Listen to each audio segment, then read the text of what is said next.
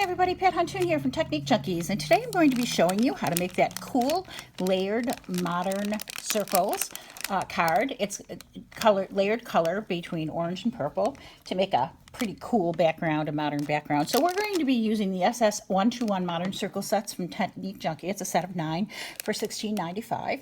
So they're different solid shapes, and then we're going to use quite a few of these shapes, both the solid and the non-solid. So that's what we're going to be doing. But before we start, we want to start by coloring our background. This is this is a piece of Neenah Solar White 80-pound cardstock. I am not using watercolor paper for this. I'm using regular cardstock. So let's add some color. So we're going to be using Shimmering Bliss in Mardi Gras Purple and Shimmering Bliss and Just Squeezed.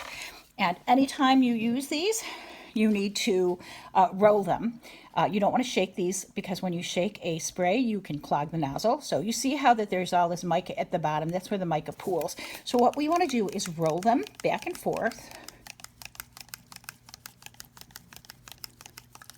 until it's all mixed in. Now I have been using this today, so it's quite, it's kind of extra. See, oh, look at it, I got a dot there. I'm going to show you what to do. So when you use these, this is an old bottle I'm using there. I showed you a new one there, but this is an old one. And when you use these, you're going to put your hand all the way down to the paper, lift it up an inch. I'm only an inch away from this paper, and you're going to spray in long strokes, as if you were putting hairspray in your hair. When you put hairspray in your hair, you don't do this, right? Because that would give you crop circles of hairspray. You do nice, long, even strokes. So that dot of orange there, that's going to be absorbed right in. So we're going to put some orange on there. And let's get some purple on there. Roll that purple.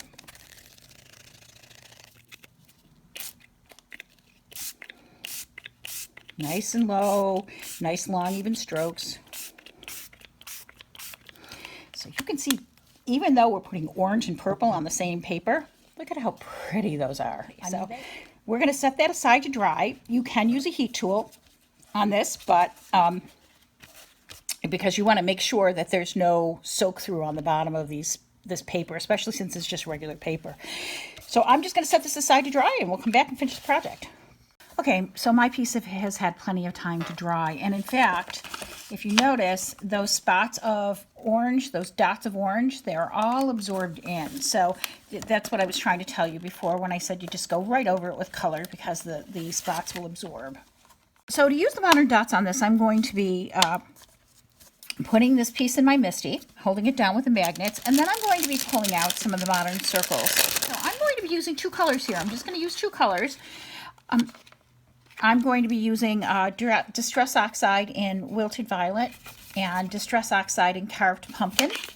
They work really nicely with this, and I want to get some contrast. So what I'm going to do is take some of these circles. Now, you can see this one's a solid, this one has circles on it, and I am going to be placing the circles down that I would like to see. So I have a solid here. I'm going to start with the purple first, and I have that one there. And then what you're trying to do is mix up the sizes and the shapes. So, and overlap is really important. So what I'm doing is I'm starting here. I'm just going to get these circles here. So I'm putting 3 in for this first round, and I'm going to be going back over these and turning these around until I'm happy with exactly what I have. So I'm going to ink this with the Distress Oxide ink.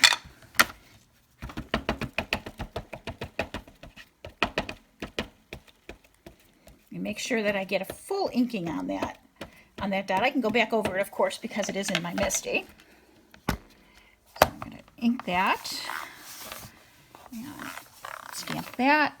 See how that is. And I think I need to ink that solid just a little bit more, because I want to make sure that you can really see these colors on here. So I'm inking that again. Really like the way that Distress Oxides work with solid stamps. I think that the color tends to move onto paper better using Distress Oxides overall. Now I'm going to do that again because I am going over a piece that has a lot of shimmer and glimmer on it. See, that's nice and thick now. So I have those 3 pieces. And what I want to do next is, I think I'm going to add some more purple, but I'm going to take these 3 off. And I have some overlapping I want to do. So I want to overlap over here. So in order to overlap, obviously you have to take it off. I'm going to move this over just a little bit. So I'm going to overlap here. I'm going to take this solid. I'm going to overlap this one here. And I think what I'll do is I'll put one down here off the edge, and I'll put one up here. So basically I'm using most of the circles that are here. And I am making sure that the sizes of the pieces I'm using are all a little bit different. I'm changing the sizing up each time. So I'm going to make that up. This example I'm using here are Halloween colors, but you'll also see that I did a few that weren't Halloween colors. And there's tiny little kits I have in case you like the pieces and parts of these. You can easily get them and make your own pieces if you like what I've done. So here is the remainder of the purple. Okay, so that's all the purple I want to use.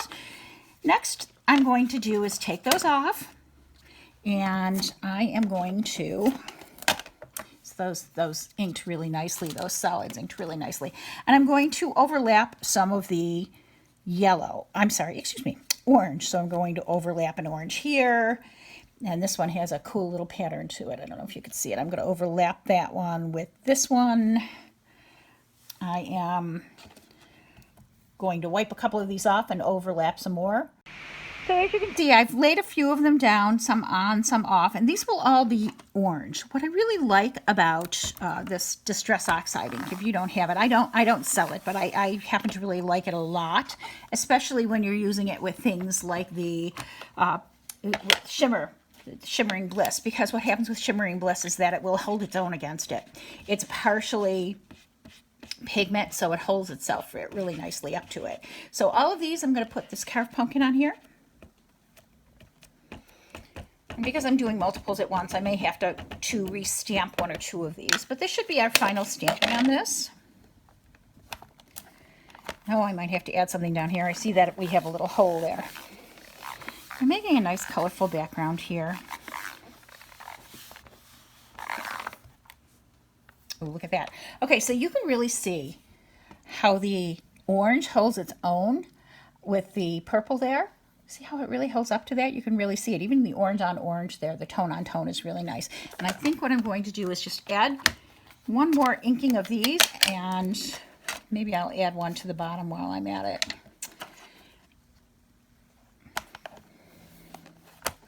So I added another circle here, as you can see.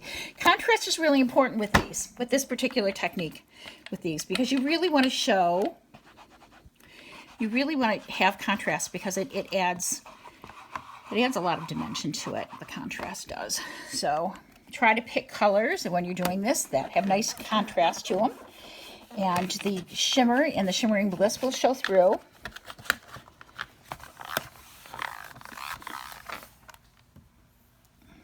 So there we go. So this background is done. Look at that. Isn't that adorable? You see how shimmery that is, held in the light like that? So it's purple and it's carved pumpkin. And it's just scrumptious. This is a great background for Halloween's. You've done that one. This one has a little bit more orange on it, just a little bit different. Just depends where you put the circles.